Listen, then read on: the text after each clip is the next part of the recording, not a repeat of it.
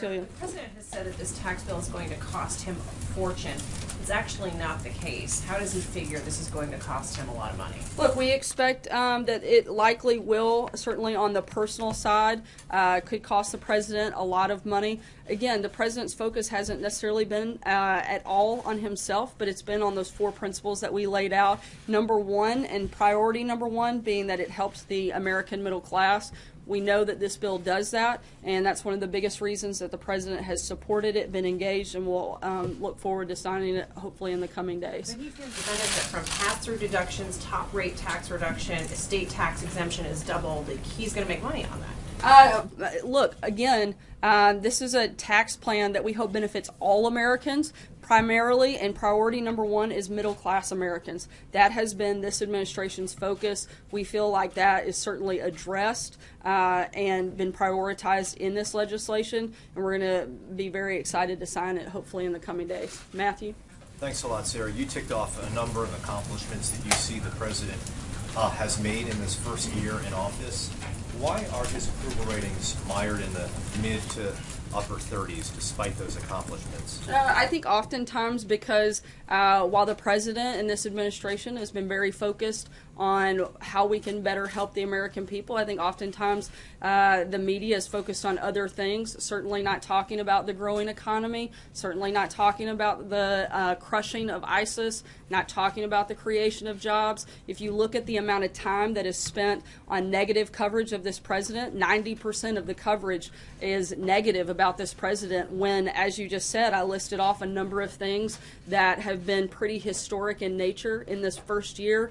And if people were focused a lot more on those things in the media, I think that his numbers would be a lot higher. We anticipate that they're going to go up as more and more of these things continue to happen, and particularly as more and more people start to feel the impact of the booming economy, the tax cuts that will take place later tonight and go into effect in the first part of February. I think those are all things that are going to help boom our numbers. Taxes, but because of the top you mentioned, forgotten men and women, I wanted to ask about Puerto Rico. It's been more than 3 months since the hurricane hit. Would the president still give himself right now a 10 out of 10 for the federal government's response? Look, the federal government has continued to be engaged. In fact, the Secretary of Homeland Security and the Secretary of HUD are in Puerto Rico today, further engaging in this process, continuing to be partners with the leadership on the ground in Puerto Rico at the state and local level. We've given every time we could from the federal level, and we're going to continue working with them until they're fully restored. The president feels he's doing everything he can. Still a 10. We still firmly believe, and I believe you can refer back to the comments that the governor has made previously, that every time they've asked, the federal government has delivered. We want to continue to be partners with them with this and make sure that we rebuild, and that's what we're doing, and that's why the president has sent 2 members of his cabinet directly to deal with that and be on the ground in Puerto Rico to further assess and see what other necessary actions we have that we can take. This situation, Sarah, you're getting a lot of questions about what will benefit the president, what won't benefit the president. I get that he doesn't want to release his taxes. That would obviously put all of these questions to rest. So can you just elucidate why for 2016 the president can release his taxes? Why won't he do that and put all of these questions away, back up what you're saying, prove that what you're saying is correct? That's the way to do it. As we've said many times before, the president's taxes are still under audit. And until that is completed, then we wouldn't move forward on putting his taxes out. John, the why part of it, Sarah, and I don't mean to belabor it, but I understand that the president wants to wait until after the audit. I don't think I'm it's asking that complicated. Why. As long as they're under audit, he's not going to release his taxes. His taxes are under audit, so he's not going to release those taxes. John. These questions direct. Thank he doesn't you, worry about Sarah. I think we've addressed this a number of times. I'm not sure why answering it another time will make the answer any different. John? Sarah, the new national security strategy specifically calls out Russia for using subversive tactics to interfere with the affairs of other countries. Why didn't the president use that kind of aggressive language in his speech yesterday? Look, the president has weighed in on Russia and his feelings on that a number of times.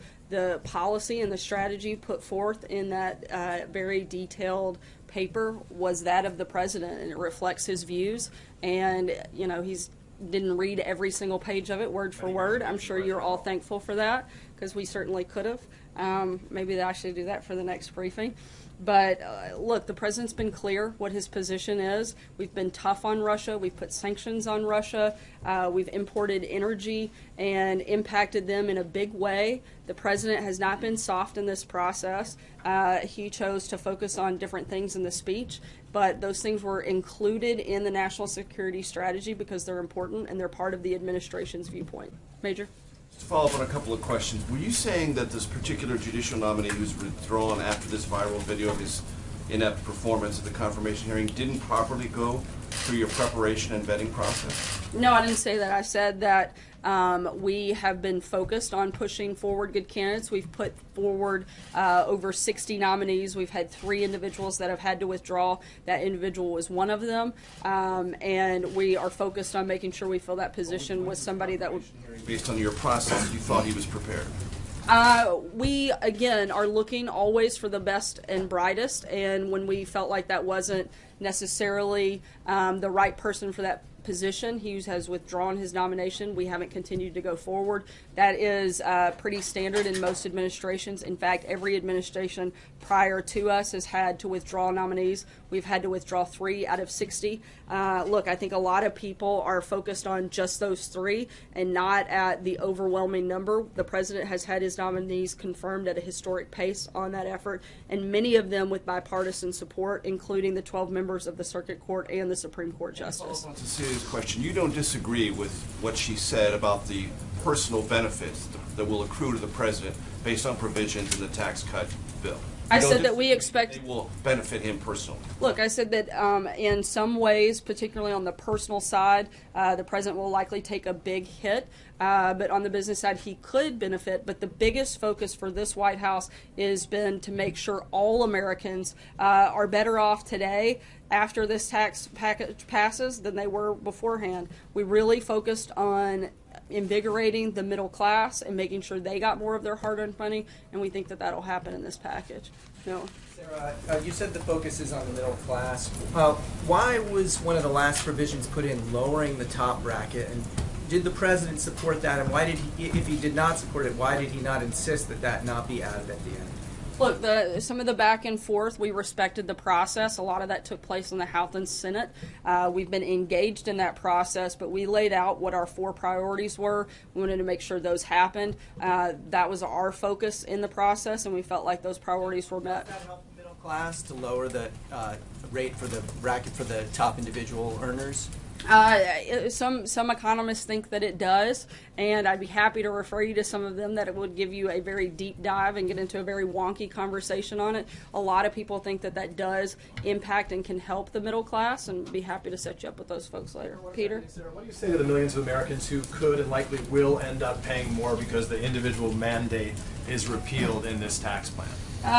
We've maintained all along that we think that that is the right step. Look, most Americans want to keep more of their money. This plan does this. Most Americans want to get rid of the special interest loopholes that benefit the rich. This plan does this. They want to simplify the tax code to make it easier for them to file their taxes. This does this. And when you look at the actual elements of the bill in front of the American people, they overwhelmingly support it. By even a lot of Democrats' support has picked up when you look at the elements in the bill. To be clear, though, on the individual mandate specifically, you will acknowledge that many Americans will end up paying more as a result of it being repealed, correct? Look, we've said all along that our healthcare system is broken. It has to be fixed. It's not sustainable. This is one step in that process. We're going to continue moving forward and looking at the best ways to improve our healthcare system, and we anticipate that being a big part of our focus next year. To be clear, so for the time being, they'll have to swallow paying more until that resolution comes. I don't think that's necessarily the case, and we, again, are committed to fixing the system as a whole and not just looking at one element of it, and this is certainly a big step in the right direction and something that has to happen because the system that we're in right now is simply unsustainable. Last question, Sarah, Jim. Yeah, the president did say that this tax cut bill would cost him a fortune. That was false, right? No, because on the personal side, this actually could impact the president in a large way. And how would balance out corporate versus personal if he's going to come out I'm ahead? not sure if he's done a side-by-side, but I know that there are a number of provisions that would negatively impact the president personally, and so we contend that those comments are still very consistent. However, like I've said, our focus has been on the middle class, and that is what we think is delivered in this tax package, and we very much look forward to seeing it passed later today and signed at a date soon, and we'll be sure to keep you guys posted on that. Thanks so much, guys. Unpopular.